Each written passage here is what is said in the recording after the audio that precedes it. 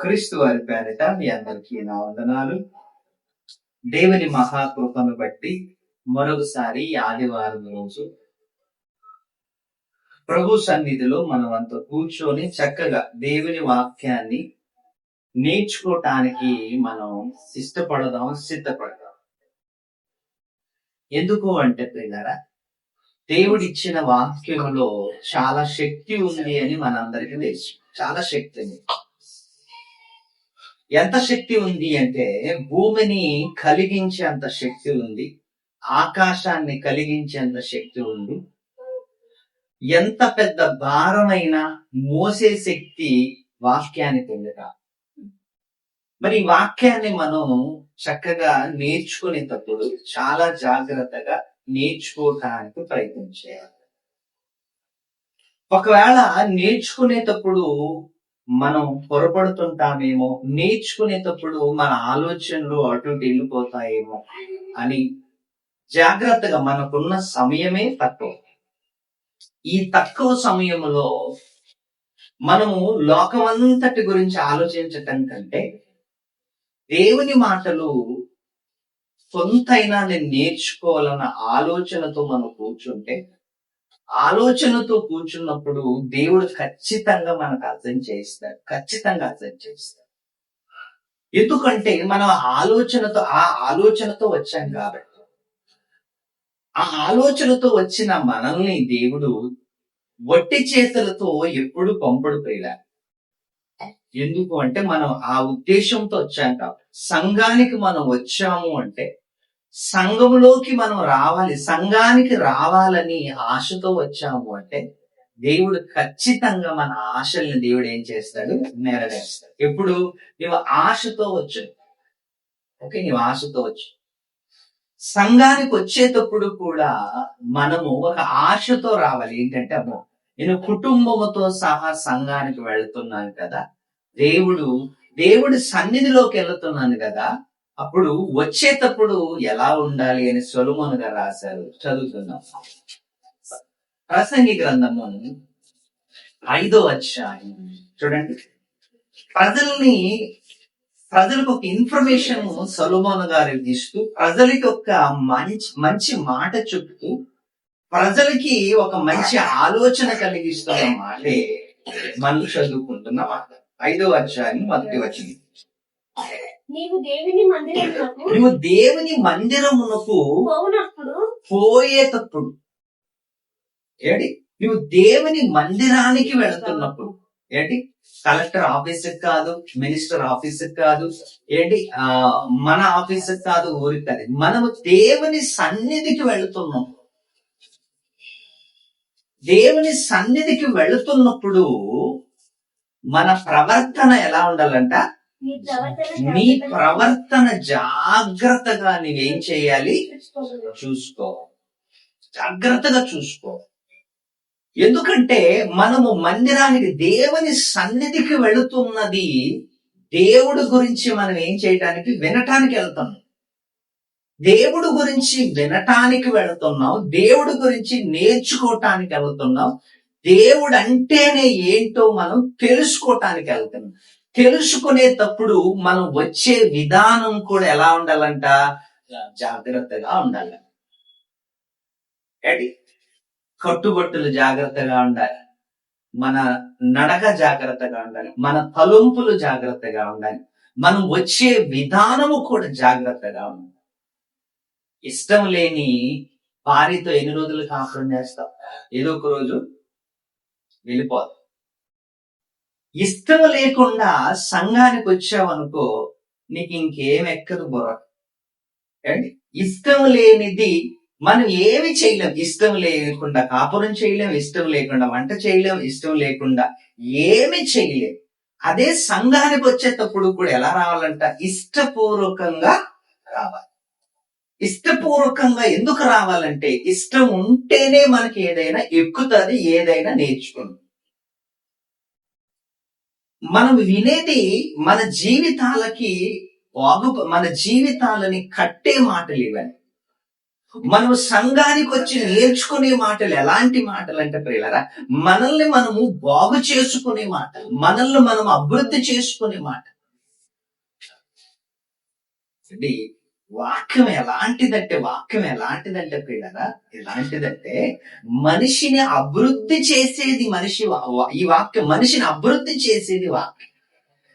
ఒక చెట్టు నీరు దగ్గర ఉన్నప్పుడు చెట్టు తనంతట ఏమవుతుంటది, ఎదుగుతుంటది. తనంతటికి తాను అభివృద్ధి అవుతుంటది, తనంతటికి తాను ఎదుగుతుంటది, తనంతటికి తాను అన్ని విధాలుగా సఫలమవుతుంటది. ఎక్కడున్నప్పుడు? నీరు దగ్గర ఉన్నావు కదా. చెట్టు నీరు దగ్గర ఉన్నప్పుడు నీవు చూడవలసిన అవసరం లేదు, అదంతకు అది ఎదుగుతుంటది, పచ్చగా ఎదుగుతుంటది. ఎవరు సపోర్ట్ ఉన్నా లేకపోయినా ఆ చెట్టు ఏమవుతుంటది, ఎదుగుతుంటది. ఎక్కడుంది ఆ చెట్టు? నీరు దగ్గర ఉందిగా. ఒక నీరు దగ్గర ఉన్న చెట్టు తనంతటికి తానే రోజు రోజుకి ఎదుగుతున్నప్పుడు మనిషి వాక్యం దగ్గర ఉంటే కూడా రోజు రోజుకి ఏమవుతాడు తెలుసా, ఎదుగుతుంటాడు. రోజు రోజుకి ఎదుగుతాడు, రోజు రోజుకి తనను తాను అభివృద్ధి చేసుకుంటాడు.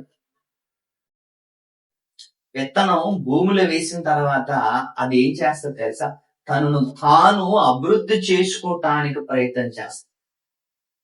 నేను విత్తనము అని మొలకెత్తాను అని ప్రజలందరికి చూపించటానికి అది ఇష్టపడుతుంది. నేలలో ఉండటానికి ఎప్పుడు ఇష్టపడదు విత్తనం.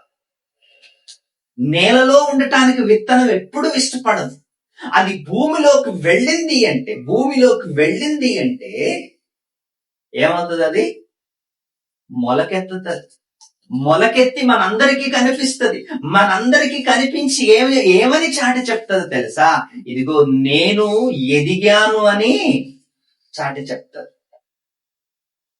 అప్పుడు స్లోగన్ లో మాట్లాడుతుంటారు ఏంటంటే, కొబ్బరికాయ బయట ఉన్నప్పుడు అది కేవలం కొబ్బరికాయ. మందిరములోకి బయటికి వచ్చిన తర్వాత అది ప్రసాదం అయిపోతాయి తెలుసా. బయట ఉన్నప్పుడేమో కొబ్బరికాయ, లోపలికి వెళ్ళొచ్చిన తర్వాత అది ఏమని మారిపోద్ది, ప్రసాదం. చూసాను, భూమిలో వెళ్ళటానికంటే ముందు అది విత్తనం. భూమిలోకి వెళ్ళటానికంటే ముందు అది విత్తనం. నువ్వు చర్చిలోకి రావటానికంటే ముందు నువ్వు పాపి. నువ్వు చర్చిలోకి రాకముందు నువ్వు నేరస్తుడివి. నువ్వు చర్చిలోకి రాకముందు నీవు అన్యాయస్తుడివి. చర్చిలోకి వచ్చిన తర్వాత, దేవుడి సన్నిధికి వచ్చిన తర్వాత ఎలా వెళ్ళాలి, మార్పు చెంది వెళ్ళాలి. భూమిలో వెళ్ళిన విత్తనము కొన్ని రోజులకి మార్పు చెంది విత్తనం మొలకగా బయటకు వస్తుంది అంటే దేవుడి సన్నిధికి వస్తున్న మనము వస్తున్నాం వెళుతున్నాం. ఏమైనా తేడా మనకు అనిపిస్తుందా? కనిపించాలి. రోజు రోజుకి అనిపించాలి. రోజు రోజుకి వ్యత్యాసం రావాలి. వాక్యం అలాంటిది. ఒకటి, మనం నార్మల్ గా ఉంటున్నామంటే రెండు, వాక్యంలో శక్తి లేదు, లేకపోతే మనం సరిగ్గా వినటం లేదు. అంతేగా, వాక్యంలో శక్తి లేదు, రెండవది మీరు సరిగ్గా వినటం లేదు. వాక్యంలో శక్తి అయితే ఖచ్చితంగా ఉంది కదా, ఖచ్చితంగా ఉంది. మరి ఇప్పుడు తేడా ఎక్కడ? మన దగ్గరే తేడా ఉంది. మన ఆలోచనలోనే తేడా ఉంది. ఎందుకంటే మనకి ఇది నార్మల్ అయిపోయింది. అంతే, నార్మల్ అయిపోయింది. ఎప్పుడు వండుకుంటున్నాం, ఎప్పుడు తింటున్నాం, అది ఎలాగైతే నార్మల్ అయిపోయింది. ఎప్పుడు వస్తున్నాం, ఎప్పుడు వింటున్నాం, ఇది నార్మలే. అంటే జీవితంలో ఇంకా జీవితము రాను రోజులు గడిచే కొద్దీ మన జీవితం ఎలాగుంటా తెలుసా, రోజు రోజుకి దినాలు పెరిగే కొద్దీ వయసు పెరుగుతుంటది. వయసు పెరిగే కొద్దీ ఎంతో అనుభవం వస్తుంటది. ఎంతో అనుభవంతో పాటు ఎన్నో ఆలోచనలు వస్తుంటాయి. పిల్లలు పెద్దగా అయ్యారు, ఓకే, పరిస్థితులు ఎక్కువయ్యాయి. చిన్నప్పుడు ఒకలా ఉంటది, పిల్లలు పెద్దగా అయిన తర్వాత పరిస్థితులు ఒకలా ఉంటాయి. మనం ముసలుగా అయిన తర్వాత ఒకలా ఉంటాయి. చూడండి, రోజు రోజుకి పరిస్థితులు మారే కొద్దీ ఇంట్లో ప్రతి పరిస్థితులు మారుతుంటాయి. కానీ సంఘంలోకి వచ్చేసరికి మనం ఎలా ఉంటామంటే, ఇంకా 10 సంవత్సరాల కింద ఎలా ఉన్నా ఇప్పుడు కూడా అలాగే ఉన్నాం. 10 సంవత్సరాలు, ఒక 10 years బ్యాక్ ఎలాగైతే ఉన్నాం ఇప్పుడు అలాగే ఉన్నాం. కానీ మన కుటుంబాల పరిస్థితులు చూడండి ఎలా ఉంటాయి, రోజు రోజుకు మారుతుంటాయి, మన ఆలోచనలు మారుతుంటాయి. ఏంటి పిల్లోడికి డ్రెస్సులు మారుతుంటాయి, సంవత్సరాల కొద్ది డ్రెస్సులు ఏమైపోతుంటాయి. 2 సంవత్సరాల కింద తెచ్చిన డ్రెస్ ఇటు చూడు ఎంత ఎత్తాడు ఇప్పుడుగా. 2 సంవత్సరాల కింద ఉన్నప్పుడు ఆ డ్రెస్ ఇడికి ఇప్పుడు రావు, ఎందుకంటే మార్పు చెందాడు, హైట్ పెరుగుతున్నాడు, పరిస్థితులు మారుతున్నాయి. కానీ ఆలోచన దేవుడి దగ్గరకు వచ్చే ఆలోచనలు ఎలా ఉంటాయి, గట్లనే ఉంటాయి. మార్పులు ఏముండవు, ఆలోచనలు ఏముండవు. దేవుడి గురించి బ్రతకాలన్న ఆలోచన ఉంది, కానీ కార్యరూపంలోకి రావట్లేదు. ఏమంటున్నా, నువ్వు మందిరానికి పోచున్నప్పుడు ఎలా ఉండాలంట, చాలా నీ ఆలోచనలు, నీ ప్రవర్తన జాగ్రత్తగా చూసుకో. మందిరం ఎప్పుడు కూడా ఏంటి, మందిరం వచ్చేటప్పుడు మందిరం ఎప్పుడు కూడా ఎక్కడ ఉండాలి అంటే చాలా దూరంగా ఉంటారు. మందిరం చాలా దూరంగా ఉండాలి, దగ్గర ఉండకూడదు. మనం వెళ్ళే సంఘం ఎలా ఉండాలంటే చాలా దూరంగా ఉండాలి. అప్పుడు తెలుస్తుంది మన భక్తి ఏంటో, తెలుసా? అప్పుడు తెలుస్తుంది నిజంగానే మనము దేవుణ్ణిలో ఎంత భక్తి పరులమో మనకు తెలుస్తుంది. ఎప్పుడు సంఘము దూరంగా ఉన్నప్పుడు మన భక్తి ఏంటో మన భక్తి ఏంటో బయటికి రావాలి అంటే సంఘం ఇంటి దగ్గర ఉన్నప్పుడు కాదు, మన ఇంటి వెనకాల ఉన్నప్పుడు కాదు, ఇంటి ముందు ఉన్నప్పుడు కాదు, సంఘం ఒక 5 కిలోమీటర్ల దూరంగా ఉన్నప్పుడు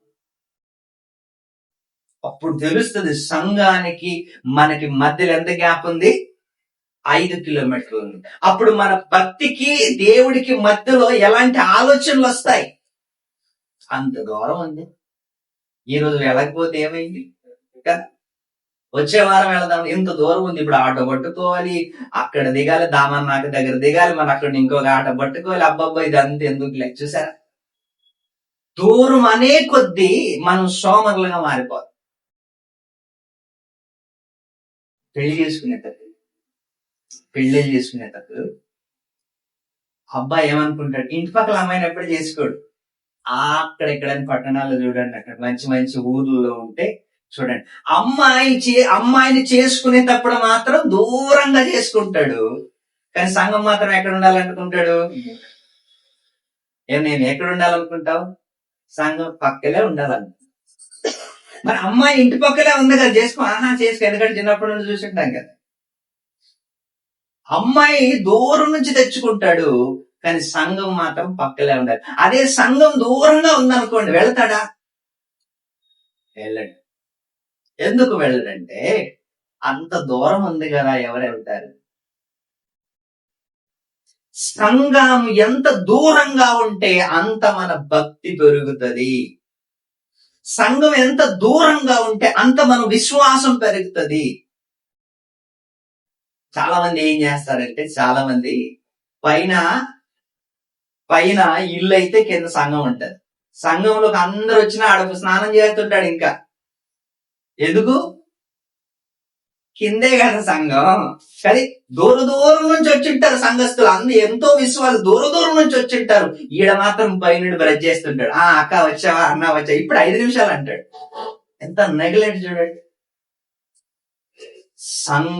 సంఘానికి రావాలి అంటే, సంఘానికి మనం వస్తున్నప్పుడు మన ఆసక్తి పెరగాలి అంటే, ప్రసక్తి పెరగాలంటే 6 అడుగులు బయటికి వేసి వెళ్ళాలి సంఘానికి.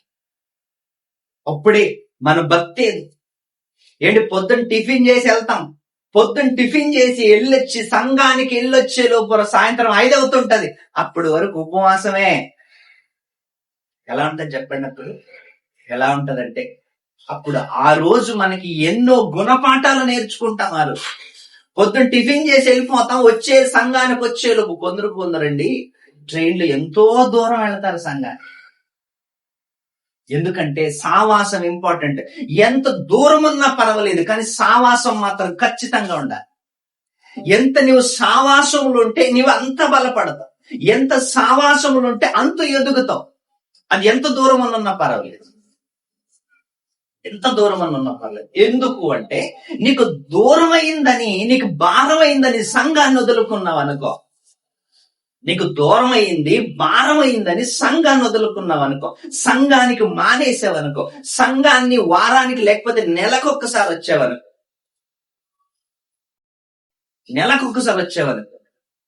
ఇంకా 6 నెలలకు ఒక్కసారి వచ్చేవనుకో, సంవత్సరానికి ఒక్కసారి వచ్చేవనుకో, ఏమని? సంఘం దూరం ఉందని, సంఘం బాగా దూరం ఉందని అని నెలకి, సంవత్సరానికి, 6 నెలలకు ఒకసారి వచ్చావనుకో, ఇలాంటి వాళ్ళందరికీ సరి అయిన ట్రీట్మెంట్ తీర్చడానికి ఒక ఆమె ఉంది బైబిల్. ఏమంటుంది తెలుసా? చదువు. మత్తయి రాసిన సువార్త, మత్తయి రాసిన సువార్త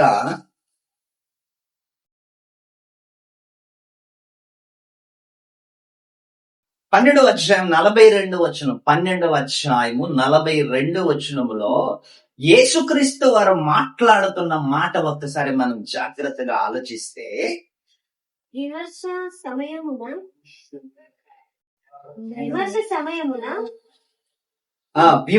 సమయమున చూడండి, ఒక స్త్రీ ఉంది ఇక్కడంక.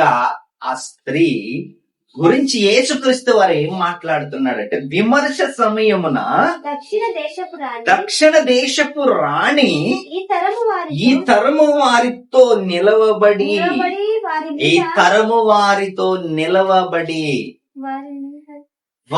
ఏం చేసి నిలవబడి వారి మీద నేరస్థాపన చేయును. నేరస్థాపన ఏంటి? ఆ నేరస్థాపన ఒక దక్షిణ దేశపు రాణి ఏం చేస్తుందంట? నేరస్థాపన చేస్తుందంట. నేరస్థాపన ఏంటి? ఆ నేరస్థాపన ఏంటి? నేరస్థాపన మన సంఘానికి రోజు ఆంధ్ర నుంచి, వైజాగ్ నుంచి, ఓకే మనకు తెలిసిన వైజాగ్ అంటే బాగా తెలుసు కదా, విశాఖపట్నం. మన సంఘానికి విశాఖపట్నం నుంచి ప్రతి ఆదివారం వస్తున్నాడు అనుకోండి. మన సంఘానికి విశాఖపట్నం నుంచి ప్రతి ఆదివారం మనకంటే ముందు వచ్చి కూర్చుంటాడు. మనం ఆయన వచ్చిన అరగంటకు వచ్చామనుకో, కొన్ని రోజులకి ఆయన ఏం చేస్తాడు? అన్న నేను విశాఖపట్నం నుంచి వస్తాను, నేను అందరికంటే ముందు వస్తున్నాను, వీళ్ళేంటన్నా ఇక్కడుండి కూడా రారు. అప్పుడు ఏం చేస్తాడు ఆయన? నేరస్థాపన చేస్తాడు. నేను విశాఖపట్నం నుంచి, లేకపోతే నేను కళ్యాణ్ నుంచి, లేకపోతే నేను థానా నుంచి, లేకపోతే నేను ముంబై నుంచి వస్తున్నాను, ఇదిగో నేను దాదర్ నుంచి వస్తున్నాను, కానీ ఇక్కడున్నోళ్ళు ఏంటన్నా తొందరగా రావటం లేదని ఏం చేస్తున్నాడు ఆయన? నేరస్థాపన చేస్తాడు. దక్షిణ దేశపు రాణి ఏం చేసిందంట? మన మీద నిలబడి ఏం చేస్తుందంట? నేరస్థాపన చేస్తుందంట. ఎందుకు ఆమె నేరస్థాపన చేస్తుంది? ఏంటి ఆమెకున్న హక్కు ఏంటి? ఆమెకున్న అథరైజ్ ఏంటి? ఆమెకి ఎందుకు ఈ అధికారం దేవుడిచ్చాడు? ఆమె నిలబడి నేరస్థాపన చేయును అనేమన్నా చదవండి. ఆమె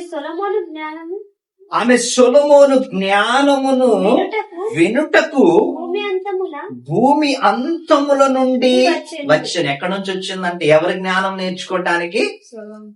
సొలొమోను గారి జ్ఞానము నేర్చుకోవటానికి ఎక్కడో భూమి చివరిలో ఉంటున్న ఆమె ఎక్కడికి వచ్చిందంట? యెరూషలేముకు వచ్చిందంట. ఎవరి జ్ఞానం వినటానికి? సొలొమోను గారి జ్ఞానం వినటానికి. అక్కడ నుంచి యెరూషలేముకు వచ్చిందంట ఆమె. ఎందుకంటే సొలొమోను గారికి జ్ఞానం దేవుడు ఎంతగా ఇచ్చాడు అంటే పట్టలేనంత జ్ఞానం ఇచ్చాడు దేవుడు. పట్టలేనంత జ్ఞానం ఇచ్చాడు, సిరి సంపదలు ఇచ్చాడు, జ్ఞానము, ఐశ్వర్యము, వివేకం ఇచ్చాడు దేవుడు. అలాంటి సొలొమోను గారి జ్ఞానం వినటానికి ఎక్కడి నుంచో ఖండాలు దాటుకుంటూ వచ్చిందంట సొలొమోను గారి దగ్గరికి. మనల్ని ఈ రోజు ఆమె నిలబడి మన మీద ఏం చేస్తుందంట? నేరస్థాపన. ఎందుకు నేరస్థాపన చేస్తుందంటే, అంత దూరము నుంచి నేనే వస్తే మీకేం పోయే కాలం దగ్గరుండి కూడా సంఘానికి రారు. అంత దూరం నుంచి నేను వస్తున్నాను, అంత భక్తితో నేను వస్తున్నాను. వచ్చేటప్పుడు కూడా ఎలా వస్తుందంటే చదువుతుందా,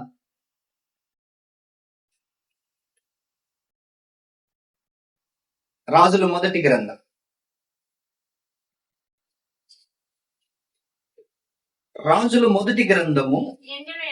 10 అధ్యాయం.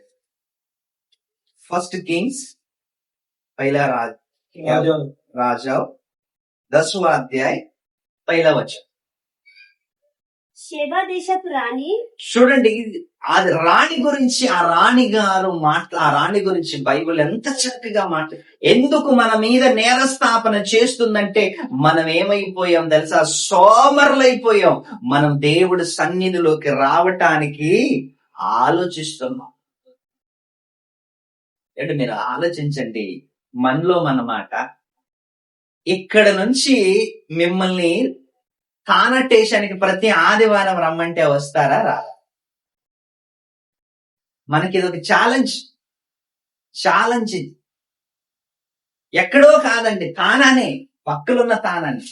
ప్రతి ఆదివారం మీరు ఇదే సమయానికి 7 గంటలకు మీరు ఆ తానకి మీరు ప్రతి ఆదివారం రావాలి అంటే ఏమనుకుంటారు సార్? ఏమనుకుంటారు? ఒక వారం వస్తారు, 2వ వారం రారు. ఎందుకంటే మనకు అలవాటు అయిపోయింది. ఏంటి, మనకి దగ్గరకు వచ్చి వెళ్ళిపోయే అలవాటు అయిపోయింది మనకి. బాగా ఆలోచించారు. దీన్ని బట్టి మనకి దేవుడంటే ఎంత భయభక్తులో ఇక్కడే అర్థమైపోద్ది. దేవుడంటే మనకి ఎంత ఇష్టమో మనకి ఇక్కడే అర్థమైపోద్ది. కొన్ని రోజు పనికి వెళ్ళాలి. ఎక్కడికి? కానటేషన్కి వెళ్తామా వెళ్ళమా? ఏం ఆకాష్, రోజు వెళ్ళాలి. వెళ్తామా వెళ్ళమా? నేమియా, వెళ్తామా వెళ్ళమా? రోజు వెళ్తాం. కానీ దేవుడి కోసం వారానికి ఒక్కసారి వెళ్ళమంటే వెళ్ళం. ఇక్కడ అర్థమైపోద్ది. అందుకే ఆమె నిలబడి ఏం చేస్తుందంట? నేరస్థాపన చేస్తుందంట. ఆమె నిలబడి నేరస్థాపన చేస్తుందంట. నేను ఎక్కడి నుంచో వచ్చాను సొలొమోను జ్ఞానం వినటానికి. రోజు తానటేషన్ కాదండి. 10,000 ఎక్కువ ఇస్తామంటే బొంబాయికి కూడా వెళ్తాం. రోజు వెళ్తావా? ఒక 10,000 ఎక్కువ ఇస్తామంటే బొంబాయి, దాదర్, సిఎస్టీ అన్ని తిరిగి వస్తాం రోజుకి. కష్టమైనా పర్లేదు. ఎంత కష్టం అంటే కడుపు తిప్పులు అంట. మరి ఆదివారం దేవుడి దగ్గరికి వెళ్తామంటే మరే అదొద్దు. అంటే మన జీవితంలో భక్తి ఎంత వరకు డెవలప్ అయ్యిందో, మన జీవితంలో భక్తి ఎంత వరకు ఎదుగుతుందో ఇక్కడే అర్థమైపోద్ది. సింపుల్ గా పెద్ద నేర్చుకోవాల్సిన ఇక్కడే అర్థమైపోద్ది. మన పనుల కోసం రోజు వెళ్తాం, ఎంత దూరమైనా. అదే ఆదివారం దేవుని కోసం కొంచెం సంఘం దూరంగా ఉంది అంటే అప్పెబ్బ అంత దూరం మేము వెళ్ళలేం. ఎక్కడైనా ఉంటాం గాని, పక్కన ఇంకొక సంఘమైనా చూసుకుంటాం గాని అంత దూరం మాత్రం మేము వెళ్ళలేం. అంటే మనకి అలవాటు ఏంటంటే పక్కలున్నది వాటికి వెళ్ళాలి, దూరం అయితే అసలు వెళ్ళాలి. ఏమంటున్నాను చదవండి. షేబా దేశపు రాణి యెహోవా నామమును గురించి సొలొమోనుకు కలిగిన కీర్తిని గురించి విని, సొలొమోనుకు కలిగిన కీర్తిని గురించి విని ఏం చేసిందంట? ఆమె గుడార్థము గల మాటల చేత అతనిని శోధించుటకై వచ్చెను. ఆమె గొప్ప పరివారముతో వచ్చిన. ఒక్కత రాలేదంట, మొత్తం గ్యాంగే వచ్చిందంట. ఆ రోజులు ఆటోలు ఉన్నాయా? కొన్ని ట్రైన్లు ఉన్నాయా? ప్లేన్లు ఉన్నాయా? లేవు. ఈరోజు అన్ని ఉన్నాయా? ఓలాలు ఉన్నాయి, ఉబేర్లు ఉన్నాయి, ఇంకా ర్యాపిడో ఉంది, ఆటోలు ఉన్నాయి, బస్సులు ఉన్నాయి, ట్రైన్లు ఉన్నాయి, ప్లేన్లు ఉన్నాయి. అన్ని సౌకర్యాలు ఉండి మనం సోమరులు అయిపోయాం. ఏ సౌకర్యాలు లేకున్నా ఆమె ప్రయాణానికి సిద్ధపడ్డది. అదండి భక్తి అంటే. అది ఇంట్రెస్ట్ అంటే. ఆమె ఎలా బయలుదేరిందంట? గొప్ప పరివారముతో గంధవర్గమును విస్తారమైన బంగారమును రత్నములను వంటెల మీద ఎక్కించుకొని యెరూషలేమునకు వచ్చెను. దక్షిణ దేశపు రాణి ఎక్కడికి వచ్చిందంట? ఎందుకు వచ్చిందంట? సొలొమోను గారు ఎక్కడున్నారు? యెరూషలేములో ఉన్నారు. సొలొమోను గారి దగ్గర ఏముంది? జ్ఞానం ఉంది. ఆ జ్ఞానము వినటానికి దేశాలు దాటుకుంటూ ఒంటెల మీద వచ్చింది అంటే దీన్ని ఏమంటారు? దీనికి ఏ పేరిద్దాం చెప్పండి? దీనికి ఏ పేరిస్తే బాగుంటుంది? త్యాగమూర్తురాలనాలా, లేకపోతే ఆసక్తి పరురాలనల్లా, గొప్ప భక్తి పరురాలనల్లా, లేకపోతే ఏమనాలి? ఏమనాలి? మనల్ని ఏమనాలి చెప్పండి? ఆమె గొప్ప పరివారంతో వచ్చిందంటే ఏమేమితో వచ్చింది చదవండి. ఎంత లీస్ట్ ఇచ్చాడు దేవుడు? వర్గమును విస్తారమైన బంగారమును రత్నములను వంటెల మీద ఎక్కించుకొని వచ్చిందంట. ఫ్రీగా ఏది తీసుకోకూడదు ఆమెకు ఆలోచన. గొప్పవాళ్ళు ఏం చేస్తారు తెలుసా? గొప్పవాళ్ళు పెద్దవాళ్ళు ఫ్రీగా ఎవరి నుంచి ఆశించరు, ఫ్రీగా ఏది ఆశించరు. ఏంటంటే ఏదైనా కొనుక్కోవాలంటే కూడా ఒక విషయం చెప్తాను తెలుసా? అబ్రహాం గారి భార్య చచ్చిపోయింది. అబ్రహాం గారి భార్య చచ్చిపోతే పాతి పెట్టడానికి ఒక స్థలం కావాలనుకున్నాడు. దానికి అడగటానికి వెళ్తే ఆయన ఏమన్నాడు తెలుసా? అయ్యా ఫ్రీగా తీసుకోయ్యా అన్నాడన్న. ఫ్రీగా తీసుకో, నీకంటే ఎక్కువైనది కాదు ఈ స్థలం, నీకు ఫ్రీగా తీసుకుంటే. అబ్రహాం ఏమన్నా తెలుసా? నేను ఫ్రీగా అయితే నేను తీసుకో, మరి ఏమిస్తాను? దాని వెల ఏంటో నేను ఇస్తాను. దాని వెల ఏంటో నేను ఇచ్చి ఆ పొలాన్ని కొనుక్కొని అందులో నా భార్యని శారమ్మని నేనేం చేస్తాను? బాధ పెడతాను. గొప్ప పరివారముతో వచ్చింది, బంగారంతో వచ్చింది. ఏంటి?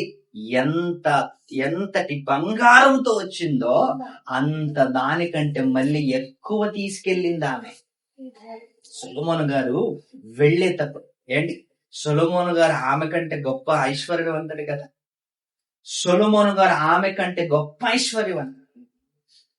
అప్పుడు బాగా ఉన్న వాళ్ళ దగ్గరికి మనం వెళ్తున్నప్పుడు మనం 500 చీర తీసుకెళ్ళిన వాళ్ళు 1000 రూపాయల చీర పెట్టి పంపిస్తారు. కొందరు ఉంటారు కదా. మనం చీపులో తీసుకెళ్లిపోయినా వాళ్ళు మనకి ఎక్కువగా పెట్టి పంపిస్తారు. ఖాళీ చేతులతో సంఘానికి నువ్వు వచ్చావనుకో, వెళ్ళేటప్పుడు కూడా ఎలా వెళ్తావు? ఖాళీ చేతులతోనే వెళ్తావు. ఖాళీ చేతులతో సంఘానికి వచ్చిన, ఖాళీ చేతులతో దేవుడి సన్నిధిలోకి వచ్చిన, వెళ్ళేటప్పుడు ఖాళీ చేతులతో వెళ్ళిపోతావు. ఎందుకంటే నువ్వు వచ్చింది ఖాళీ మైండ్ తోనే వచ్చావు. అందుకే నీ ప్రవర్తన జాగ్రత్తగా చూసు. నువ్వు సంఘము నుంచి వెళ్ళాలి అంటే, నువ్వు సంఘము నుంచి ఏదైనా పట్టుకెళ్ళాలి అంటే నువ్వు పట్టుకొని రావాలి. ఏం పట్టుకొచ్చింది ఆమె? బంగారము, ఇంకా రత్న వర్ణములు, గంధవర్గములు, అనేక బంగారు ఇవన్నీ తీసుకొచ్చిందంట. ఇవన్నీ సొలొమోను దగ్గరికి తీసుకొస్తే మళ్ళీ ఆయన ఏమన్నాడంటే, సమ్మ ఇది నీ దగ్గర ఉంచుకో. ఇంకా ఎక్కువ ఆమెకి ఇచ్చేసి ఆమెని పంపించేశాడు. ఎన్ని ప్రశ్నలతో వచ్చిందో, ఎన్ని మాటలతో వచ్చిందో, ఎన్ని అనుమానాలతో వచ్చిందో అన్ని క్లియర్ చేసుకొని మళ్ళీ తన దేశానికి ఆనందంగా వెళ్ళిపోయింది, హ్యాపీగా వెళ్ళిపోయిందంట. ఆమె వచ్చి ఏమన్నా తెలుసా? అయ్యా నేను నీ గురించి విన్నదే తక్కువ, కానీ వచ్చి చూసిన తర్వాత ఎంత ఆశ్చర్యం కలిగిస్తుంది దేవుని మాట. ఇప్పుడు చెప్పండి, మత్తయి సువార్త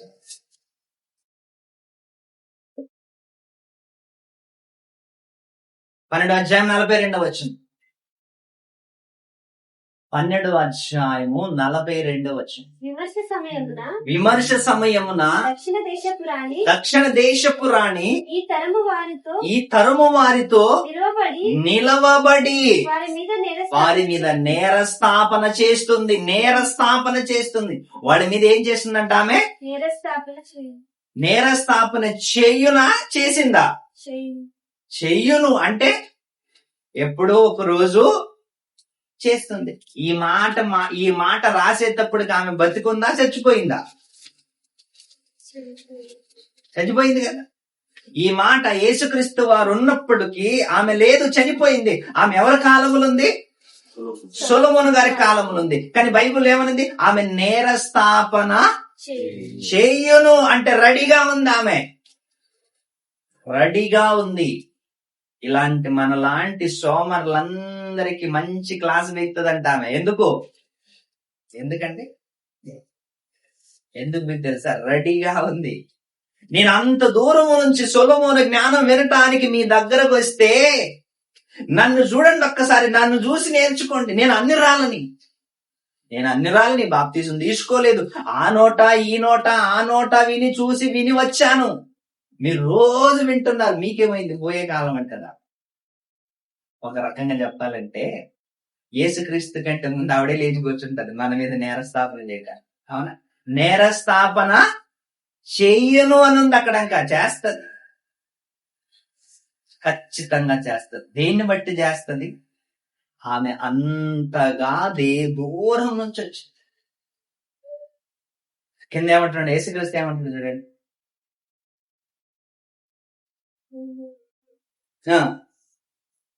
యేసుక్రీస్తు ఏమంటున్నాడు? ఆమె సొలొమోను జ్ఞానం వినుటకు భూమి అంతముల నుండి వచ్చెను. సొలొమోను కంటే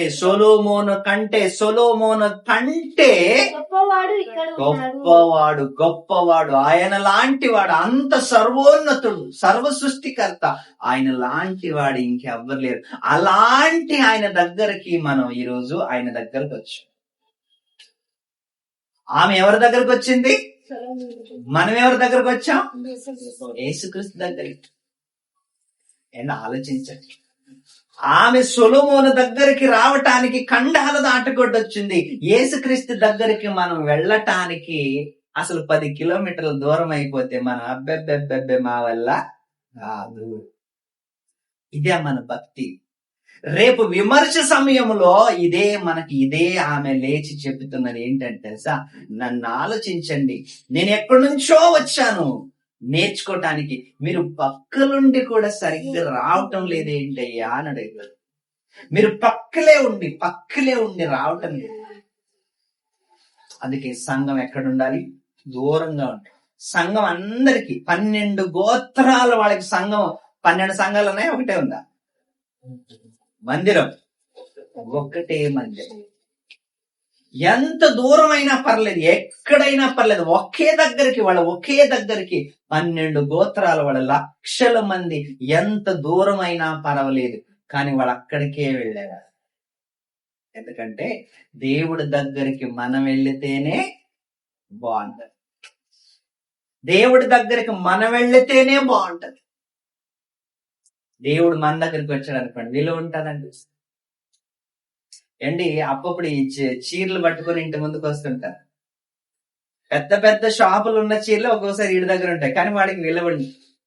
కానీ ఇదే చీరల షాపులు ఉందనుకో, బాగా విలువ ఉంటది. అంటే ఏదైనా ఇంటి ముందుకు వస్తే పెద్ద విలువ ఉండదు.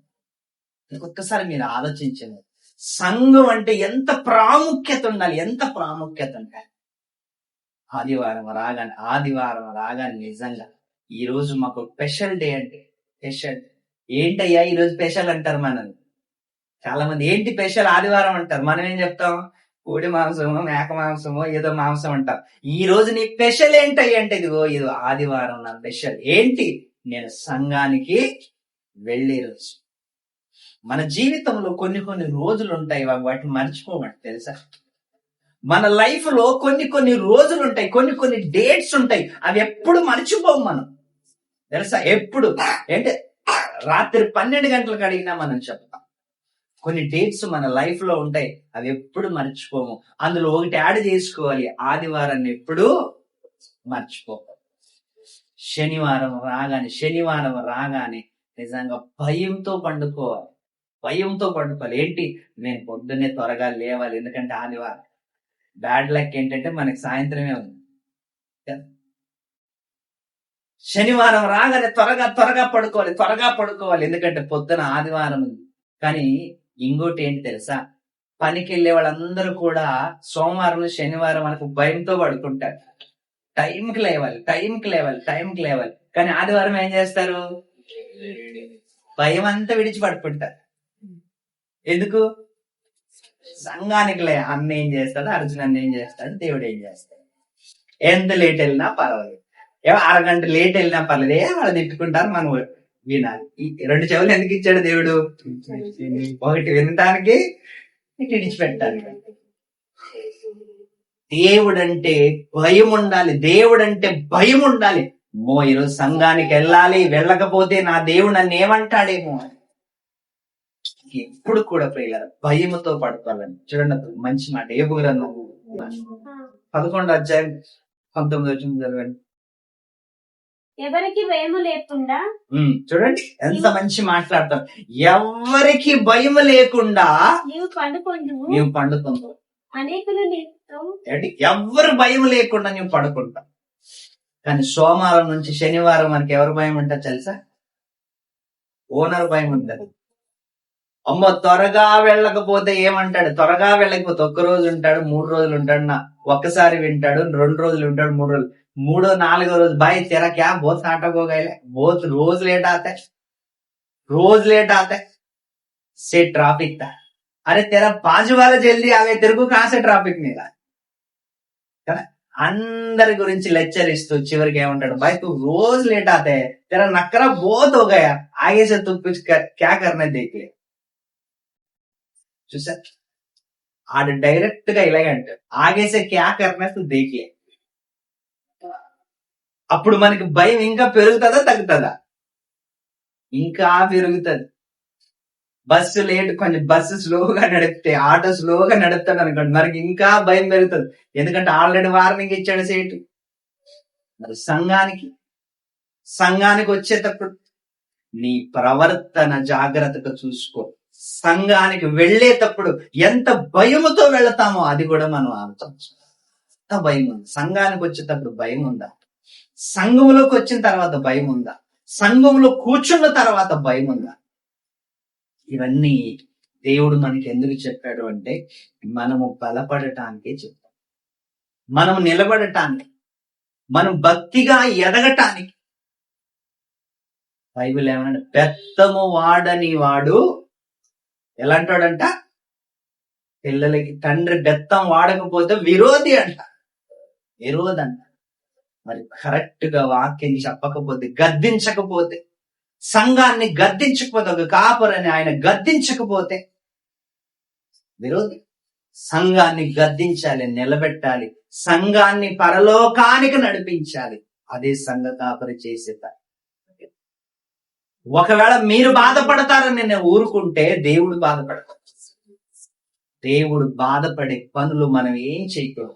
మనల్ని మనం వాక్యంతో కట్టుకోవాలి, చక్కగా వాక్యం ఎదగాలి. అందుకే షేబా దేశపు రాణి రెడీగా ఉందంట. దేనికోసం?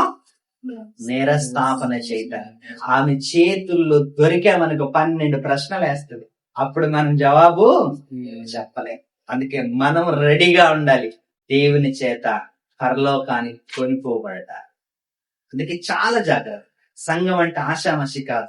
సంఘములకు వస్తున్నావంటే కూడా ఆషామషి కాదు. చాలా స్ట్రిక్ట్ గా, చాలా జాగ్రత్తగా, ఆ భయముతో, భక్తితో, ఇవన్నీ ఆలోచనలు కలిగి మనం రావాలి. ఏదో మనం వస్తున్నాం పోతున్నాం కాదు. భవిష్యత్తులో దేవుడు మనకి ఇచ్చే ప్రతిఫలం, అది జీవితమా, అది జీతమా, అది నరకమా, అది స్వర్గమా, ఖచ్చితంగా మనకి ఏదో ఒక రోజు తేలుతారు అని భయభక్తులతో సంఘంలో ఉండాలి. చక్కగా దేవుళ్ళు ఎదగాలని కోరుకుంటూ ఈ సమయాన్ని ముగిస్తే సెలవు తీసుకుంటాం. Thank you very much. చిన్న ప్రార్థన చేసుకోండి. దయగలిగిన మా తండ్రి, కృపగలిగిన దేవ, ఈ ఆదివారం రోజు నాయన మేమందరూ కలిసి భివండి సంఘస్థులందరూ కలిసి నాయన మీ సన్నిధిలోకి వచ్చాం నాయన, భయము భక్తితో కూర్చున్నాం నాయన. మమ్మల్ని అందరినీ కృపతో జ్ఞాపకం చేసుకో. మిమ్మల్ని ఆరాధించటానికి వచ్చిన మేము నాయన, మిమ్మల్ని ఆరాధిస్తూ, మిమ్మల్ని మహిమపరుస్తూ, మిమ్మల్ని స్తుతిస్తూ, మీ మహిమ కొరకే నాయన మమ్మల్ని మీరు పుట్టించారు నాయన. మీకు వందనాలు, స్తోత్రం. చేరి వచ్చిన మమ్మల్ని అందరినీ కృపతో జ్ఞాపకం చేసుకో. ఆయుర ఆరోగ్యాలను దయచేయమని కోరుకుంటూ ప్రార్థన క్రీస్తు వారి పేరట సమర్పిస్తున్నాం తండ్రి. ఆమేన్.